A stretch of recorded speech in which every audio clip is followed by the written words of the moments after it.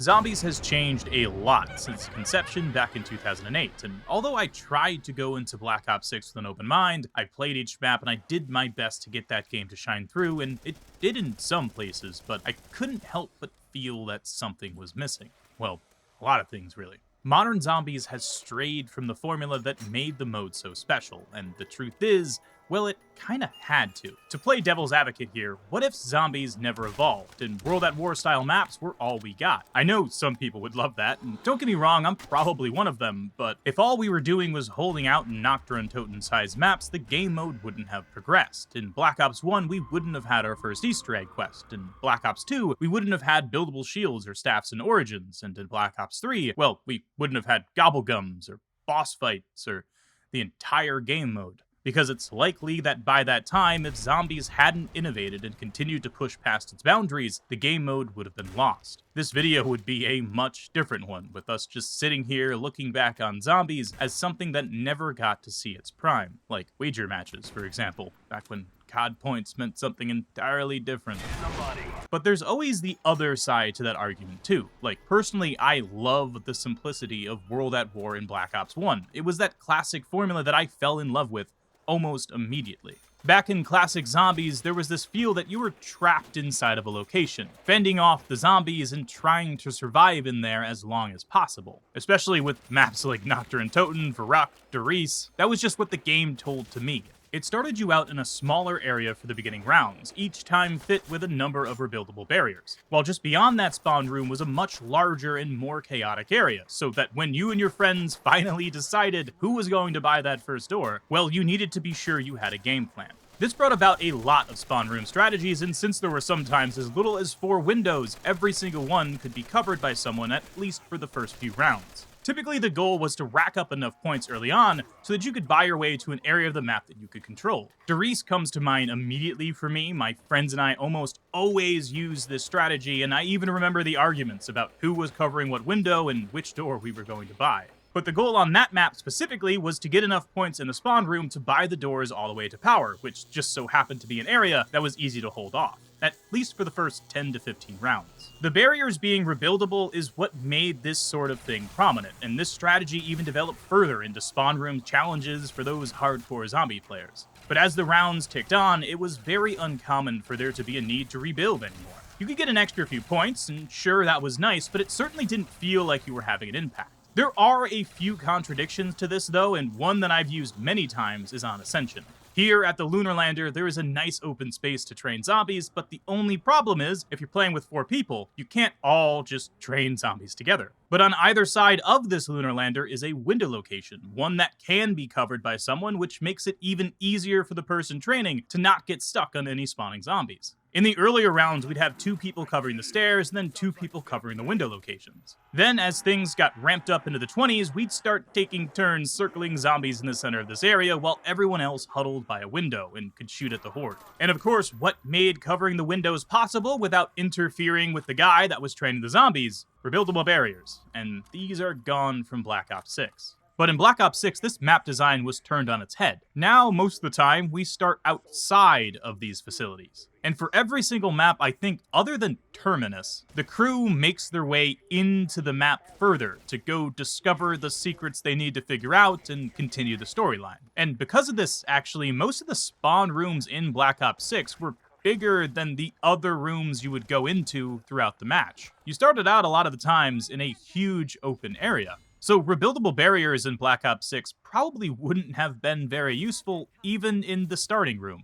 I guess it makes sense why they were removed, but at the same time, I mean, why not just have them? I don't really get it, actually. Maybe there's a performance thing here, as they are entities and they have an animation, but damn, man, I just want to rebuild some barriers every once in a while, you know? Some of you, like Jeremy here, for instance, don't really care that the rebuildable barriers aren't rebuildable anymore. But then there's others, like Default Horror here, that says if the barriers were back, it would feel a lot closer to old zombies, which I definitely agree with, making the argument here that we can turn off most of the other stuff, like health bars, numbers, and names, but we can't add barriers. Unless you give us mod tools. Treyarch, please? Please? I don't think that's gonna happen. Moving on now to some less important stuff, I want to talk about the HUD, which I think is one of the more talked about features when zombie gameplay gets out there, and I'm sure Black Ops 7 will be no different. Back in the good old days of zombies, the HUD was unique to the game mode. It was simple, it didn't get in your way, and it added to the feel of zombies as a whole. There's a reason why the round numbers looked like blood streaks on the screen, and Black Ops 2 took that even further by making each map have a different HUD that fit its theme. Buried had one, for instance, that gave you that old Western feel, and Origins was steampunk. This strengthened the identity of the map and set each one apart even more. The HUD from the very beginning has always had a part in telling that story to the player, and it seems like modern day zombies has strayed away from that quite a bit. Whenever I play a game of Black Ops 6 Zombies, I have the nameplates and health bars turned off, and I also never use the minimap. I can't lie, being able to actually turn off these things is awesome. Treyarch did a great job in adding customizable HUDs, and I hope that BO7 continues forward with this, because there were some pretty heavy limitations to the system. But perhaps some of these problems could be remedied by crafting up a better baseline instead. And I do really think this should be Treyarch's #1 priority when it comes to the HUD. Like I said, customizable HUDs is great, I hope that feature gets expanded, but if the base HUD isn't good, then there's a bigger issue here. I miss when the HUD in Zombies was unique to the game mode. And I understand that Treyarch want to make sure when new people come into the mode that they don't feel out of touch with what is on their screen. But if the gameplay of Zombies is something that interests someone, they're not gonna stop playing just because their HUD looks different than multiplayer. And if they enjoy the mode, they'll figure it out. People aren't stupid, and personal adaptation is something that makes the experience more enjoyable, especially when that HUD gives off the look and feel of the mode and adds to the overall experience. Personally, I think Black Ops 2 did a fantastic job at this, and I don't know if we'll ever get it back, but having a custom HUD for each map that fit its theme was one of the best decisions Treyarch made back then, and I genuinely miss it. Lastly though, on the topic of the HUD, objective markers in Zombies gotta go. Especially when you have a directed mode in the game, the objective markers should stay there. Zombies has never been about telling the player how to do something. It's always been about vaguely telling the player, hey, you need to go turn on power, and then letting them fumble about until they figure out that those lightning bolts on the wall lead them to where they need to go. So objective markers feel so un-zombies. And not to mention, what about replayability? Even if the objective markers stay around, I certainly don't want them on my 10th game in. At that point, they serve no purpose other than clouding up my screen, and sadly, unless I missed something, you couldn't turn these off without turning off the HUD entirely. But the HUD, at the end of the day, isn't going to stop me from enjoying the game. It might impede me a bit, but I'd give it maybe a 4 out of 10 on the scale of importance. A clean HUD adds to the aura of the map, and it was a staple of classic Zombies. I hope we can make our way back there, but it's not on the top of my list. What is on the top of my list, and I notice it every time I play Black Ops 6, the early game progression is lacking heavily. In classic Zombies, you start every game with a pistol and a knife. You're extremely underpowered, and if you don't immediately start progressing by buying a wall gun or making your way to the mystery box, you're gonna have a bad time. You probably won't make it very far, and if you're new to the mode, you'll die on round 2. But if what you saw intrigued you, you'll hop back in. Find out that there's a Gewehr 43 on the wall outlined in chalk, and suddenly your main goal becomes getting better weapons and surviving more rounds. Then comes the day when you hit the mystery box, get a PPSH, and feel like you're on top of the world. All of that is gone in modern Zombies, and that's the formula that I fell in love with. In BO6, I only ever get a wall gun if I'm using wall power, and as for the mystery box, well, I only use it for the wonder weapon. Being able to spawn into Zombies with the weapon that you'll be using for the entire game sort of kills off two of the biggest staples of what made Zombies so addicting. To be clear, I'm actually not against straying away from spawn pistols. I enjoyed what World War II Zombies did, for instance. It gave you a limited selection of weapons that you could start the match with and lock them behind levels, adding some extra out-of-game progression. But as for the in-game progression, well, the limit of the weapon selection made it so wall weapons could still be an upgrade, and the mystery box had even more powerful guns too. If Treyarch wants to continue allowing the player to jump in the match with the PPSH, well, there needs to be something that makes the wall guns better. And there needs to be more things in the mystery box that I can't get anywhere else. Ensuring that PPSH is only a gray tier helps, essentially just nerfing your spawn gun's damage as much as possible, but if I can just upgrade the gun in my hands that I wanted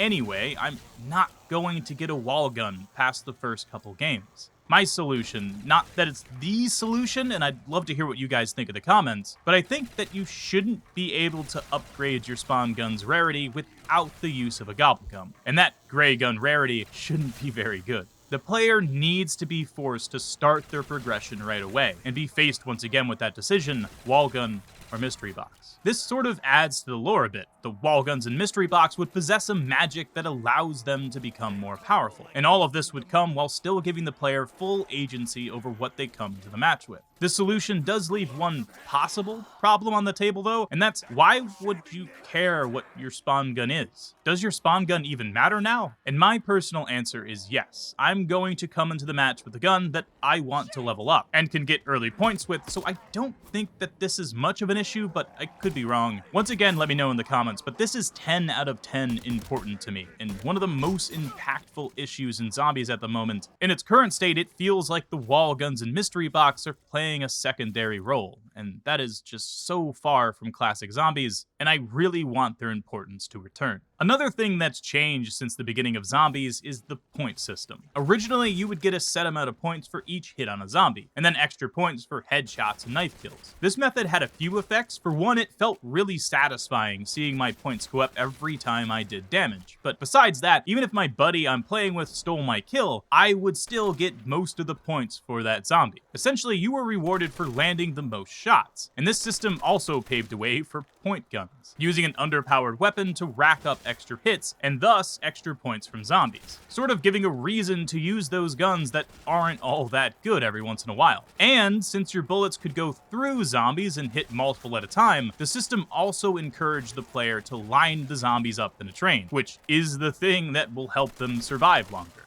And who doesn't remember starting off every single game by shooting the zombies a couple times with a pistol and then ending them with a knife? Sadly, that is gone in Zombies now. And even though sitting here I do prefer this classic point system, it definitely didn't come without its flaws, the biggest of which was just how many points you could rack up in later rounds. And since you could only carry 4 perks and pack-a-punch each gun once, or twice I suppose, depending on the game we're talking about, after round 20, if you didn't go down, you'd end up filthy rich. And this brings us to modern Zombies, where they changed it so that the player only gets points per zombie kill. Knives and headshots do still give you a bonus, but there's no more need for point guns. No more need to shoot, knife, and no longer does it matter who shot the zombie the most, it only matters who killed them. This was first introduced in Black Ops 4, I think, but then it was later refined further in Cold War. And I think the reason for this was to sort of normalize the amount of points someone could get per round. I do sort of think that it did fix the getting super rich problem, but in Cold War, there was no perk limit. In Black Ops 6, we can pack-a-punch our gun 3 times. So there's a whole lot more we can spend our points on, which I do want to emphasize that both of those additions I just mentioned are great ones. The more stuff we can spend our points on in Zombies, the better, so thank you, Treyarch, but man, do I miss that old point system. And judging by the post I put up here on YouTube, I'm not alone. The point system won in a landslide. In all honesty though,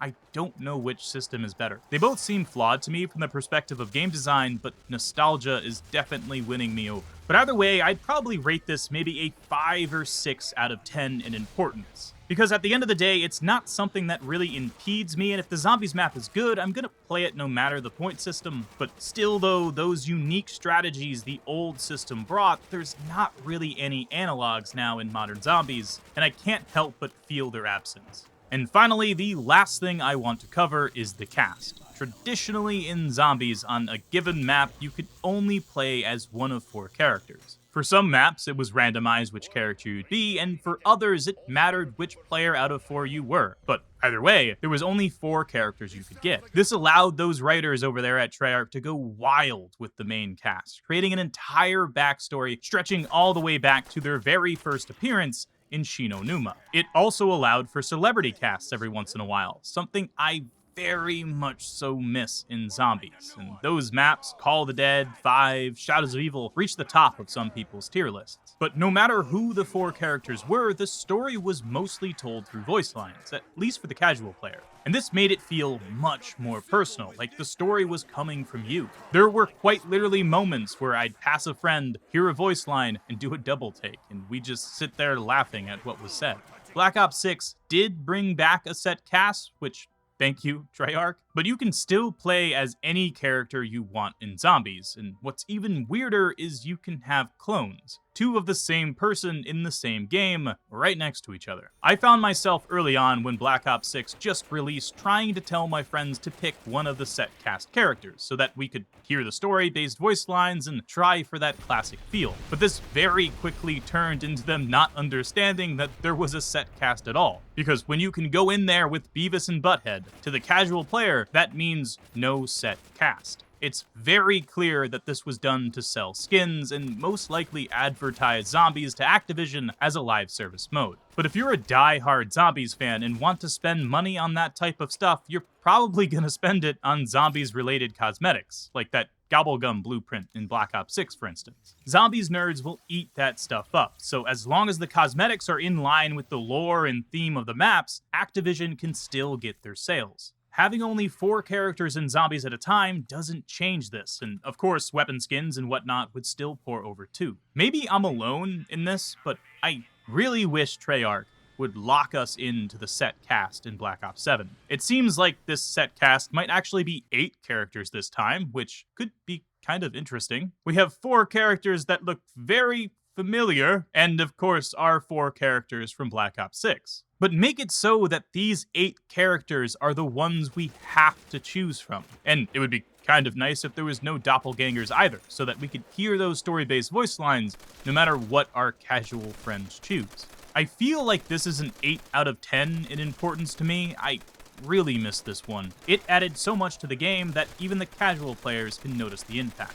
But that is it for me, ladies and gentlemen. I know this video is quite different than most of those I have on the channel, and I hope you guys enjoyed nonetheless. At the end of the day, I just want Zombies to be good. I want to enjoy Zombies, like genuinely, I'm giving my best shot at doing that in Black Ops 6, and I'm gonna do the same for Black Ops 7, but I really feel like we need some of these classic features back. Even if back really means forward, by sort of incorporating them in different ways, it's just impossible for me as someone who's played Zombies since World at War to not feel like something's missing. But either way, if you enjoyed this video, consider leaving a like down below. It helps me out a ton, and of course, make sure to subscribe so you can come back for more. And if you want to watch more of my content, you can click one of the videos on your screen right now. But if not, I'll catch you guys in the next one.